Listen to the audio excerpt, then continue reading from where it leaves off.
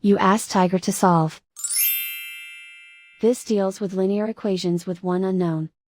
The final result is x equals 5. Let's solve it step by step.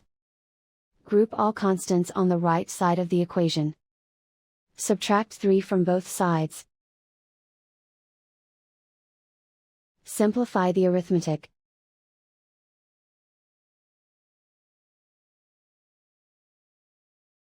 Isolate the x. Divide both sides by -4.